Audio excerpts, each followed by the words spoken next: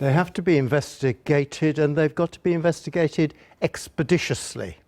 The police have been dragging their feet on this interview. And what evidence have you for that?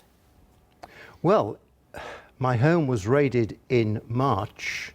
That's 4 months at least after the allegations were made by Nick initially to the Metropolitan Police. Can we be sure that they haven't actually been working in that period and doing something maybe useful, part of the investigation? The conversations I've had with the police in the 2 interviews I've had don't lead me to that gloss conclusion, I'm afraid. I think they've been doing very little because they have very little. They have the words of a person who appears on television with a blacked out face and an actor's voice dubbing his words. That is uncorroborated by anyone else. But is there any connection in the behaviour that you had at that time that might have drawn the police to draw a connection? For example, were there parties at that time? Establishment parties, let's call them. I was a loner as a Member of Parliament. I didn't go to parties. I certainly didn't go to sex parties. So no, the age of consent has been reduced from 21 to 18 to 16. The offences that I committed inadvertently in 1986 and 87 are no longer offences. But you're clear that Cyril Smith, Jimmy Savile, there are cases that have come to light. I accept that there are genuine victims of child sexual abuse, and I made it quite clear in my statement that I fully supported and had sympathy with them. But I also have sympathy for those people, dead and alive, who are the subject of injustice and wrong allegations. Not just any old allegation, but grievous allegations of murder, torture, child abuse, rape. Now, quite wrong. One particular strategy would be to let the investigation be complete.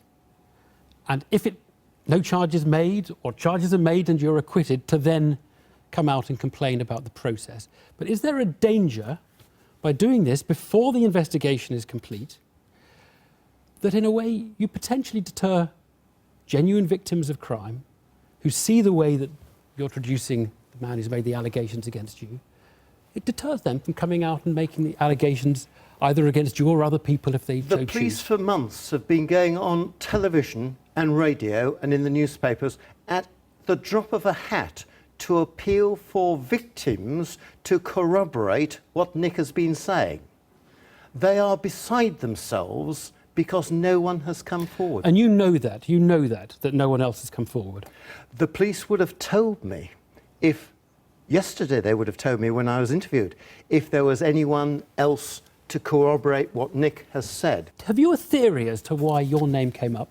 I guess the fact that I'm a homosexual, and a homosexual with indecency charges, which I accepted in 1987 but are no longer offences now, might have had something to do with it in the police psyche when they were looking at Nick's allegations. But he throws the kitchen sink into his allegations in terms of the other people that he mentions, and new names seem to come out at the drop of a hat. The new name that was dropped into the arena yesterday was, have I ever met Jimmy Savile? Well, no, I haven't.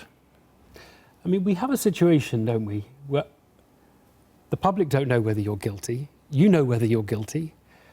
Nick has his opinion about whether you're guilty. I know that I'm not guilty. You know you're not guilty, yeah. But you can't deny that it's right that there is an investigation, and an investigation will take some time. And I said that in my statement. Yeah. No, I know, you've made it quite clear. The police have a duty in law to expedite these matters. I do not believe that they have been expediting these matters.